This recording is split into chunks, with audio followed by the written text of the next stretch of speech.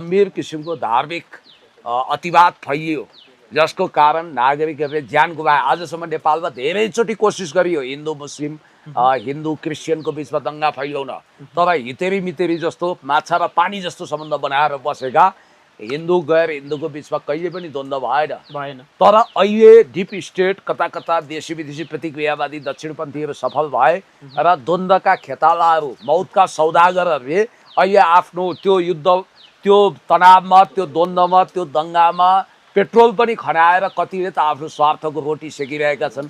कोहीलाई यही बेलामा बालेन्द्र सरकारबाट हटाएर प्रधानमन्त्री बन्नु छ, कोहीलाई तपाईको यही बेलामा ठुला ठुला कुरा गरेर चर्चा बटुल्नु छ। तर यो दुर्भाग्यपूर्ण घटना हो। The clash of civilisation and remaking of old अर्डरमा विश्व प्रसिद्ध पुँजीवादी दार्शनिक प्रोफेसर स्यामुअल पी हन्टिङटनले भने जस्तो सभ्यताको बीच द्वन्द्व गराइदिने, जाति धर्म भाषा लिङ्गको बीचमा काट्टो छिनो बचाउने, यता जाति जनजाति भिडाइदिने, यता बाहुन छेत्री भर्सेस दलित जनजाति भिडाइदिने बहुआयामिक द्वन्द्वको भुमरीमा नेपाललाई लाने, त्यसपछि बहुराष्ट्रिय सेना अर्थात् नेपालमा धार्मिक अल्पसङ्ख्यक क्रिस्चियन र मुस्लिममाथि दङ्गा भयो, उनीहरूमाथि हिंसा भयो भन्ने बहानामा अमेरिकी वा युरोपियन बहुराष्ट्रिय सेना नेपाल खसाल्ने, उता भारतले पनि नेपालमा हिन्दूमाथि दमन हुने र भारतीय सेना यहाँ ल्याउने कतै प्रपञ्च त होइन, यो खालको गम्भीर साजिस त होइन भनेर हामीले यसलाई कतिले हेरिरहेका छन्। र मलाई ताजुब लागेको विषय के हो भने तपाईको जसरी घरमा बुवा आमा हुनुहुन्छ नि, तपाईको अभिभावक आपद विपद पर्दा उहाँहरूको काखमा मुन्टो लुकाएर रुने ठाउँ त्यो हो, समस्या पोख्ने ठाउँ त्यो हो। हाम्रो अभिभावक पनि सरकार हो, हामीले ट्याक्स तिरेर पालेको। तर यो अहिले त सरकार कहाँ छ भन्ने कुरा प्रश्न उठिसक्यो। स्यालको सिंह चाहिँ बेपत्ता भयो।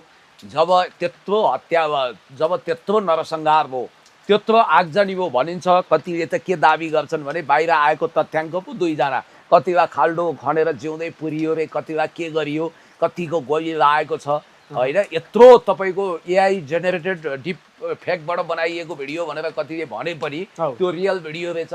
पुरा हिन्दी फिल्म शैलीमा गाउँ गाउँ बस्ती बस्ती आगजनी गरिएको छ, मान्छेको उठीबास लागेको छ, उता त्यसको रोग नेपालगञ्ज फैलियो। यो धेरै अगाडिदेखि हिन्दू गैर हिन्दूको बिचमा द्वन्द्व फैलाएर नेपाललाई फेल्ड स्टेट बनाउन चाहने प्रतिक्रियावादी दक्षिणपन्थीहरू वर्षायामका झुका चाहिँ सक्रिय थिए। अब यहाँ सरकार कहाँ गयो? ठीक छ, डिजीको कुरा छ नि, यो डिजीकी जुन विवादको कारणले चाहिँ यो उत्पन्न भएको घटना हो कि या यसभित्र अर्कै छ यो वास्तविकता? अब यस्तो हो, यसपछि के छ भने देखाउने कारण त्यो हो। त्यहाँ बोलबम गएका मान्छेले चाहिँ लाउड स्पिकर लगाएर चर्को स्वरमा डिजे गाए, अनि त्यो मुस्लिमहरूले त्यहाँ मुस्लिम बाहुल्य चोक रहेछ, त्यहाँ पहिला पनि तनाव र लफडा भएको रहेछ, त्यहाँ आएर उनीहरूले अलि लफडा गरे, त्यसपछि मारकाट सुरु भयो, द्वन्द्व सुरु भयो, त्यसपछि गोली चल्न सुरु भयो। अब त्यो विवाद भइरहँदाखेरि फेरि त्यहाँको लाइन पनि काटियो भन्ने कुरा छ कि पोलमा 81 हानेर हो, योजनाबद्ध तरिकाले घटाएको घटना हो कि के हो यो? द्वन्द्वका खेतालाहरूले योजनाबद्ध तरिकाले लाइन काटे। यो योजनाबद्ध तरिकाले भएको घटना हो, एकदम पक्का हो, योजनाबद्ध तरिकाले। त्यो योजनाको नायक को हो त? ठ्याक्कै भन्नुहोस् त। म काबिठे झाँक्री हो त, जोखाना हेरेर यो हो ऊ हो भनेर तिमीलाई अहिले मैले भन्न सक्छु। गैर जिम्मेवार हैन, तपाईको अध्ययन अनुसन्धानले विश्लेषण अनुसार नेपाल विरोधी तत्त्व, धर्म विरोधी, जात विरोधी, नेपाल विरोधी, मानवता विरोधी तत्त्वले नेपालमा जाति भाषा धर्मको बिचमा काट्टो छिनो मचाएर 1990 को दशकमा रुवान्डामा हुटु र तुट्सी जुधाए जस्तै यो गर्न खोजे। अस्ति जनकपुर मोडल असफल भयो। जनकपुरमा हर्क साम्पाङले धरेता राख्नुभयो। उहाँलाई क्रिस्चियन धर्मावलम्बी नक्कली क्रिस्चियन बनाएर अनि त्यसपछि गाई काट्ने समुदाय करार गरेर तीबाट द्वन्द्वको आगो झोस्न खोजेका थिए। तर कतिले यो पनि आरोप लगाइरहेका छन्, जब हर्क साम्पाङलाई जनकपुरमा जुन पाइलो टेक्न दिएन, त्यसपछि निम्तिएका यी घटनाहरू गोली प्रचण्डको एकता लगायतका यी विषयहरू पनि जोडिएका छन् भन्ने कुरा पनि छ नि त। याद गर्नुहोस्, यति पाप चिताउनेहरू नर्क खस्छन्, किनभने यसमा हर्क साम्पाङको कहीँ कतै साइनो छैन। हुन त मैले देखेँ त्यो अस्ति हर्क साम्पाङको एउटा चर्चित भाषण छ, उहाँले आवेगमा आएर भन्नुभएको थियो न्युटनको थर्ड ल अफ मोसन जस्तो every action has equal but opposite reaction भने जस्तो क्रियाको प्रतिक्रिया दिनुभयो उहाँले। तत्क्षण प्रत्युत्पन्न मतिमा उहाँले एउटा भाषण गर्नुभएको थियो। हामी पनि मार्शल रेसका सन्तान हौ, हामी पनि वीरका सन्तान, लडाकुको सन्तान, हामी पनि वास्तवमा मैदान छोडेर भाग्दैनौँ, लड्नै पर्यो भने सिद्धौनी काममा हामी पनि निपुण छौँ, प्रवीण छौँ भनेर उहाँले यही भाषा नभए पनि यही भाव सम्प्रेषण गर्नुभयो। तिमीहरू बोलबम पनि आउनु पर्ला, माथि मुकुङलुङ पाथिभरा माताको पनि दर्शन गर्नु पर्ला, बराह क्षेत्र पनि आउला, तिमीहरू यता पिण्डेश्वरी पनि आउला, हामीले जानेका छौँ भन्ने टाइपको उहाँले अलिकति त्यो व्यङ्ग्यात्मक भाषण गर्नुभयो। अन्तिममा चाहिँ उहाँले हामी शान्तिवादी हौँ, बुद्धवादी हौँ, सहिष्णु छौँ, हामी द्वन्द्व चाहँदैनौँ, हिंसा चाहँदैनौँ, हामी पसिना बगाउँछौँ, रगत बगाउने कुरामा विश्वास गर्दैनौँ, शान्ति शान्ति शान्ति भनेर हरियो झन्डा हल्लाउने कुरा गर्नुभयो। तर अहिले जुन घन्टी बजाउँदै खरानी भयो उफ्रिनेहरूले के भनिरहेका छन्, देख्यौ हर्के हवलदारको षड्यन्त्र, अस्ति बोलबम जानेलाई ठिक लगाउँछ भन्थ्यो, आज मुस्लिम उकासेर उसको पार्टीकै आरोप लागिरहेछ त्यही फलाना तिलाना ढिस्काना मुस्लिमहरूलाई प्रयोग गरेर त्यहाँ हिंसा गरायो भनेर यसरी उहाँलाई दुष्प्रचार गरिरहेका छन्। ए बाबा उहाँलाई आरोप लगाउन के बाँकी छ? काठे दुम्लिङमा 40 लाखको लागतमा तयार हुने पुललाई 4 करोड लगायो भनेकी भनेन त्यो दाबी कपाल सरकारी तेल बेसारले सेतै पारेका ती आफै भ्रष्टाचारको मुद्दा खपेका व्यक्तिले त्यो भनेकी भनेनन्। अर्कोतिर युद्धकाल लगत्तै माओवादी शान्ति प्रक्रियामा आएपछि नक्कली वाइसिएल बनेर चन्दाको धन्दा गरेको भनेर झुठो आरोप लगाए कि लगाएनन्। त्यति मात्रै होइन, उता सुम्नीमा पारुहाङ बनाउँछु भनेर करोडौँ रुपियाँ उठाएको र 5 लाख पर्नेलाई 50 लाख अनि 10 लाख पर्नेलाई 1 करोड मूल्याङ्कन गराएर पुरा ऐलानी जग्गा किनेर खल्ती भरेको भन्ने झुटो आरोप लगाएनन्। आरोप लगाउनेको मुख थुन्न सकिँदैन। र तपाईँलाई एउटा कुरो भन्छु, हिजो हर्कललाई नक्कली क्रिस्चियन बनाएर जलाइदिन्छौँ, खरानी बनाउँछौँ भन्नेहरू अहिले के भन्दैछन्? त्यस कारण यहाँनिर काहीँ न काहीँ हिंसा आफू मचाउने, त्यसको दोष चाहिँ हर्कको टाउकोमा हालिदिने यो खालको खेलोबेलो छ। दलहरू चाहिँ बालन सरकारलाई असफल बनाउनको लागि तयारी गरिएको यो षड्यन्त्र पनि भन्ने पनि भाइ एउटा कुरा के भने नचाहिया कुरा गर्नु हुँदैन। तपाईँ छ, हामी छ, तथ्य छ, प्रमाण छ, कसरी दलले गरे त्यहाँ कसले गरिरहेछ भन्ने त तपाईँले देखिरहनु भएको छ। यसमा त सरकार कोही रोम जलिरहेको थियो, निरो भन्ने एउटा शासक चाहिँ पिपी पिपी पिपी बाँसुरी फुकिरहेको थियो के ओ रोम जल्दा निरो मस्त छ बाँसुरी फुके जस्तै मानवता निक्रिएका यी सरकारका मुखिया बालन शाहदेखि हातमा टिओबीको ट्याटु खोपेर हवलदारको भूमिका निर्वाह गर्दै ठाउँ ठाउँमा गएर छापा मार्ने मन्त्रीहरू सरकार त निरैको अवस्था यत्रो हिंसा भयो, नागरिक मरे, आगजनी भयो, तर चुपचाप कानमा तेल हाल्दा बसिरहेको छ, स्ट्याटस देखेर दर्शन छाटिरहेको छ। मध्यरातमा स्ट्याटस आउँछ प्रधानमन्त्री बालन शाहको, त्यो पनि यति अबेला कि जतिखेर सब घटना घटिसक्यो, मर्ने मरिसके, अङ्गभङ्ग हुने भइसके, अब गोहीको आँसु चुहाउँदैछ। होइन पुनि सर, मध्यरातमा प्रधानमन्त्री बालन शाहले लेखेको स्ट्याटस पढ्नुभयो होला, यो कसरी होइन? त्यो एउटा रोइलो हो। त्यो चाहिँ कस्तो हो भने घटना घटिसकेपछि अब तपाईँले जब भत्क्यो तब दैलो भने जस्तो गर्नु हुँदैन। यत्रो दुर्घटना भयो, अब रोइलोको के अर्थ हुन्छ? गाँजाको दालमा लेखेको स्ट्याटस भन्दैछन्, त्यस्तो म भन्दिनँ होइन। मध्यरातमा गाँजा गर्न आउँछ भन्दैकै छ होइन, मलाई त्यो तथ्य भन्छन् भन्नेलाई भन्न दिनुहोस्, त्यसरी हामीले ठ्याक्कै घोषपेच नगरौँ। तर म प्रधानमन्त्री हुन्थेँ भने मलाई त मिनेटमा सूचना हुन्थ्यो, म तत्काल हेलिकप्टर चढेर त्यहाँ पुग्थेँ, तुरुन्त शान्तिको हरियो झन्डा हल्लाउँथे, गृहमन्त्रीलाई पनि लिएर जान्थे, रक्षा मन्त्री आफै हुन् उनी होइन, अनि त्यहाँ गएर शान्तिको आह्वान गरेपछि हिंसा रोकिन्थ्यो। तर सर्वदलीय बैठक बोलाउने यो दायित्व पनि रविको होइन बालनको थियो। अनि त्यसपछि मौलाना र पुरेतहरूलाई, गुरु पण्डितहरूलाई एक ठाउँमा राखेर शान्तिको आह्वान गर्ने, बुद्धम शरणम गच्छामीको अपिल गर्ने, विपक्षी दलहरू सहित नेसनल कन्सेन्सस बनाउने, यो कुरामा धेरै ढिलो हो। अब रवि लामिछानेले बोलाए, रवि लामिछाने सर्वदलीय बैठक बोलाउनु भयो उहाँले, खास बोलाउनु पर्ने प्रधानमन्त्री बालन शाहले हो कि या पार्टी सभापतिले? प्रधानमन्त्रीले, राज्यको मुखिया उहाँ हो, उहाँको हातमा डाडो पनि। देश सरकार कसले चलाएको छ, रविले कि बालनले? बालनले, अफकोर्स।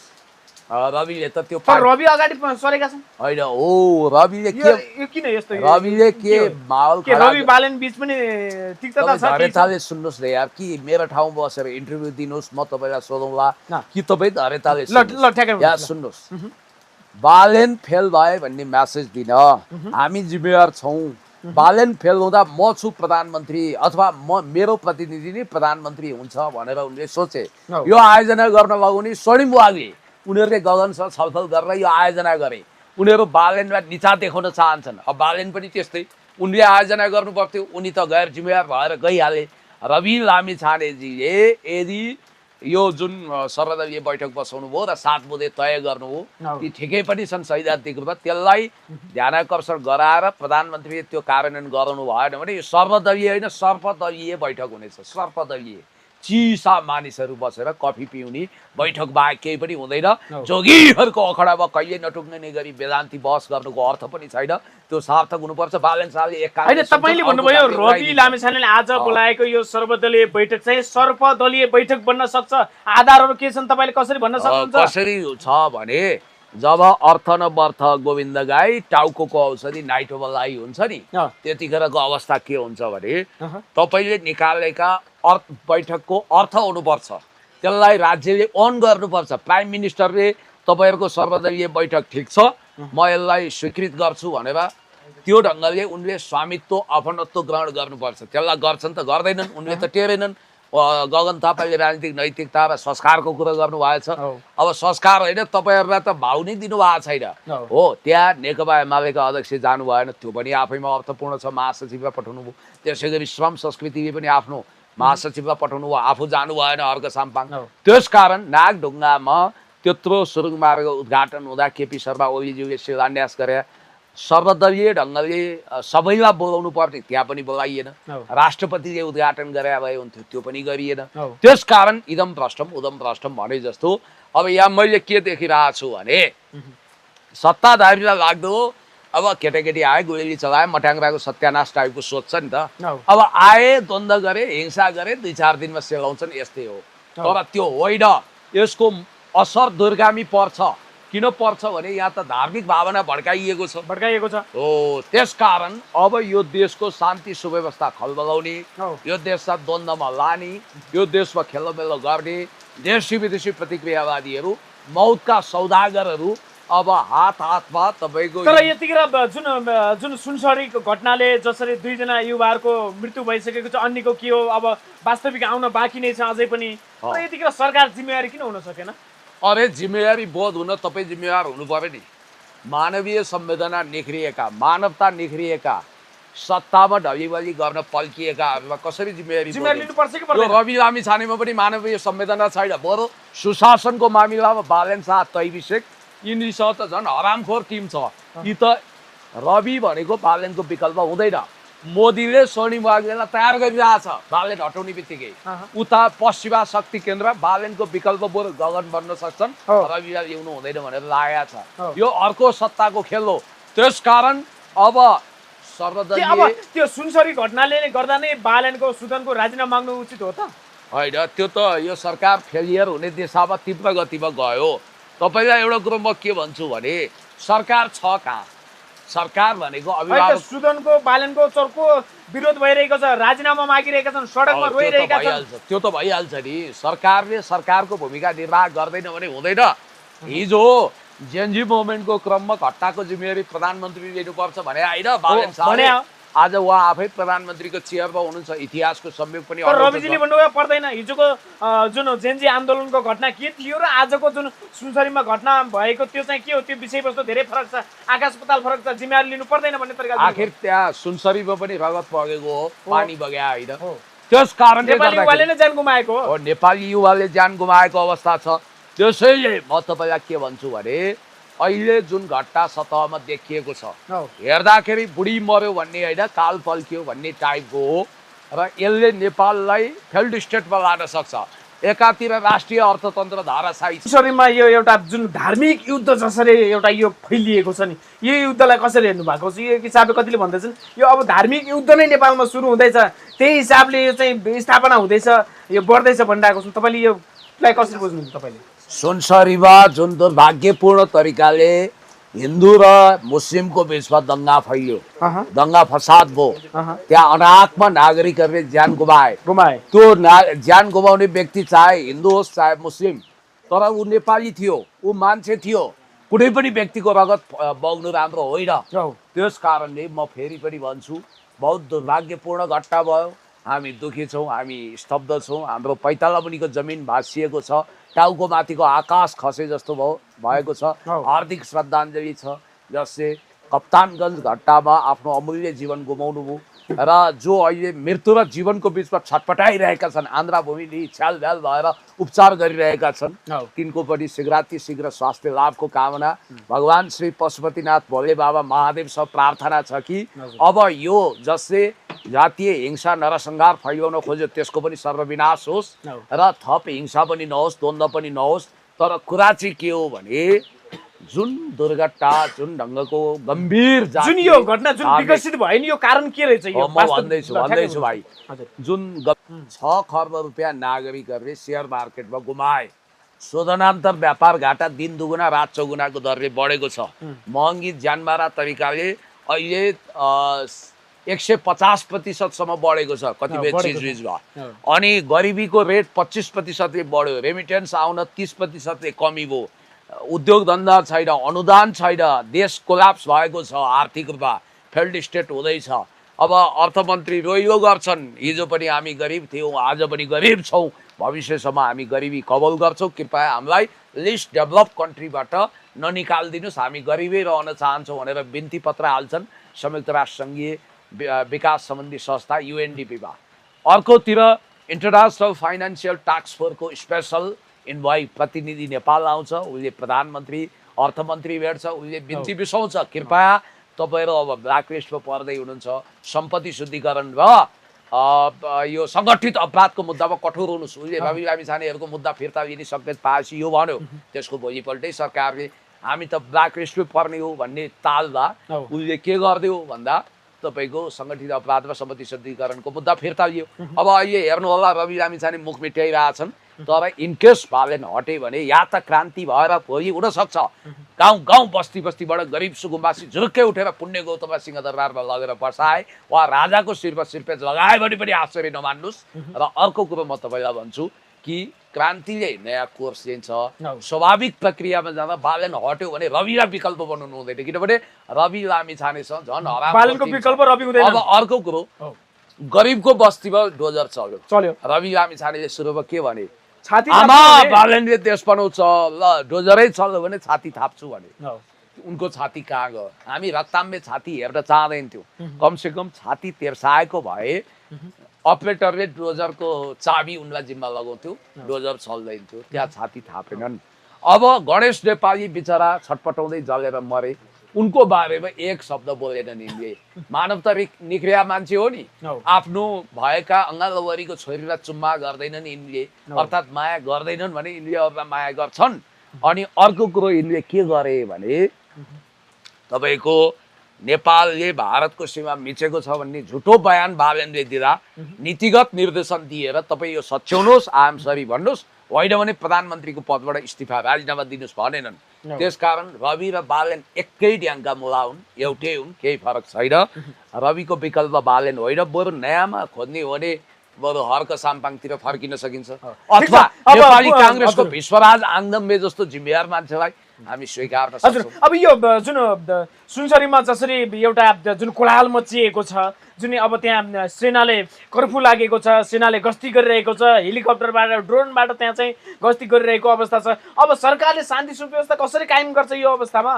होइन, सरकारले त अब कस्ता नीतिहरू अपनाउँछ? यस्तो हो, यहाँ बालेन तन्त्र छ कि सैनिक बालेन शाहले अब सभामुखज्यूले संसदमा जुन उहाँले जवाब दिनुहोस्, सम्बोधन गर्नुहोस् भन्दै गर्दा म विचार गर्छु भन्ने जस्तो अभिव्यक्ति दिनुभयो भन्ने कुरा छ। उहाँको अभिव्यक्ति त त्यही हो, उहाँ विचार गरिरहनुहुन्छ, घटना घटिरहेको छ, अनि त्यसपछि काग कराउँदै गर्छ, पिडा सुक्दै गर्छ, कुकुर भोग्दै गर्छ। छानबिनको लागि पनि टोली पुगिसकेको छ यतिखेर, सरकारी टोली। धैर्यता राख्नुहोस् न, सब प्रश्नहरू मनमा गाँठो बाँधेर राख्नुहोस्, समय आएपछि सोध्नुहोस् क्या। अब यो त काग कराउँदै गर्छ, पिडा सुक्दै गर्छ, कुकुर भोग्दै गर्छ, हात्ती लम्किँदै गर्छ शैलीमा।